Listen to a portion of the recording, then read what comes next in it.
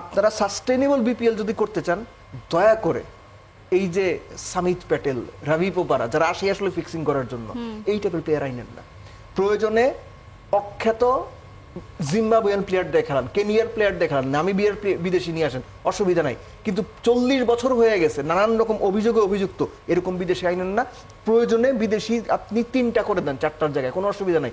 দেশি প্লেয়ারদের বেশি সুযোগ দেন। আপনি যদি একটা ভালো বিপিএল করতে চান, সাস্টেনেবল বিপিএল করতে চান, নট নেসেসারি বিপিএল তো এর আগে 5টা বিদেশি খেলানোর সুযোগ ছিল, এরকম নিয়ম ছিল না। সেটা যদি থাকে আপনি 2জন 3জন করে দেন, অসুবিধা নাই তো। সো ওরকম করতে গেলে প্রথম সিজনে একটু সমস্যা হবে, নানান রকম ধরেন যে ডিসপিউট তৈরি হবে। এখান থেকে যেন শিখে বুঝে একটা স্ট্রাকচারাল সুন্দর বিপিএল করা যায়, এটাই হচ্ছে প্রত্যাশা থাকবে। বাট কিছু সিদ্ধান্ত তারা নিয়েছেন, আমার মনে হয় যে যদি বাস্তবায়ন করতে পারেন ভালো হবে। এটা তো একেবারেই ধরেন ইনিশিয়াল সিদ্ধান্ত, মানে যখন বিপিএল হওয়ার কথা ছিল, ধরেন প্রথম বিপিএল, এটা তখনকার সময় জিনিসটা হওয়ার কথা ছিল। সেটা এত বছর পর এসে শুনছি কতটা আসলে এক্সিকিউট করতে পারবে সেটা আমরা জানি না। এরপরে যদি আমরা মাঠের খেলায় আসি, আপনি অলরেডি বলে ফেলেছেন যে ভালো মানের প্লেয়ার না আসলে এখন আনবে, আপনি বলছেন যে ভালো মান তাদেরকে না আনতে, তো ভালো মানের প্লেয়াররা তো নিজেদের নাম আসলে সেখানে ইনক্লুডই করে না বিপিএল এ খেলতে আসার জন্য, কারণ এত বাজে পরিবেশ হয়ে গেছে। আপনি যেমনটা বলছিলেন শুরুতে যে জঘন্য বিপিএল হয়েছে, এমন বিপিএল দেখার পরে তো আসলে কোনো ভালো প্লেয়ার এখানে আসবে না, কারণ প্রত্যেকেই তো নিজের পারফরমেন্সটা বাড়াতে চায় বা দেখাতে চায়। সেই জায়গা থেকে মাঠের খেলাটা জমবে কিনা সেই প্রত্যাশা কতটা করেন?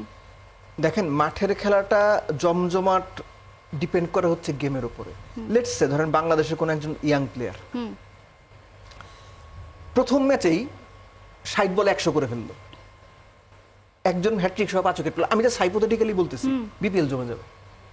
আপনি সবসময় দেখবেন যে যখন মাঠের পারফরমেন্সটা খুব ভালো হয় এবং বাইরের বিষয় নিয়ে, এই যে মালিক পক্ষকে হোটেল রুমে আটকে রাখা হয়েছে, মিরাজকে তার ফ্র্যাঞ্চাইজি বলেছে চলে যেতে, মিরাজ কোনো কিছু ফ্লাশ করে দিতে চান, মিরাজ প্রেস কনফারেন্স করেন, এই সমস্ত ঘটনা ছাপিয়ে যখন মাঠের ক্রিকেটটা বড় হয়ে উঠবে এবং এই ধরনের ঘটনা ঘটবে না বা কম ঘটবে, তখন ডেফিনেটলি মানুষের আগ্রহের জায়গা তৈরি হবে, এটা নিয়ে কোনো ডাউট নাই।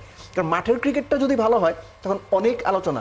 লেটস সে বাংলাদেশ যদি আফগানিস্তানকে টি-20-তে যেভাবে হোয়াইট ওয়াশ করলো, একইভাবে ওয়ানডেতে যদি 2-1 জিততো, এয়ারপোর্টে ঘটনা ঘটতো, এত কিছু আলোচনা হতো, এত কিছু আলোচনা হয়তো হতো। এর সাথেও যেটা হতো যে বাংলাদেশ সাকসেসফুল হয়েছে, সিরিজ জিতে এসেছে।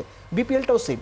আমি আবার বলছি যে লোকাল প্লেয়াররা যদি ভালো সুযোগ পায়, বেটার সুযোগ পায়, 4 ফ্র্যাঞ্চাইজিতে বিদেশিদের 4 জন জায়গায় 3 জন খেলানো হয়, যদি ভালো মানের বিদেশি না পাওয়া যায়, আপনি খেলান, কোনো অসুবিধা নাই।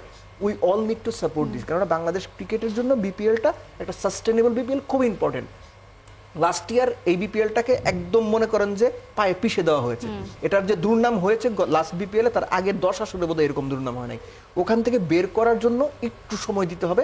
তবে সবকিছু নির্ভর করছে বিসিবির আন্তরিকতা।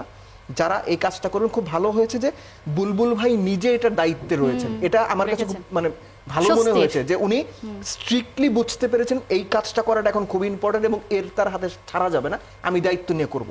যদি ভুল করি, ফেলিয়ার হয়, আমার দায়িত্ব, যদি সাকসেসফুল হয় আমার সাকসেস। সো এই জন্য বুলবুল ভাইকে একটা ধন্যবাদ দেওয়া উচিত, সাহস করে এই দায়িত্বটা নিয়েছেন। এটা করতে হবে সাকসেসফুলি, কারণ সামনে তো টি-20 ওয়ার্ল্ড কাপ, তার আগে এই টুর্নামেন্টটা যদি সফলভাবে করা যায়, আখেরে তো আমাদেরই লাভ হবে।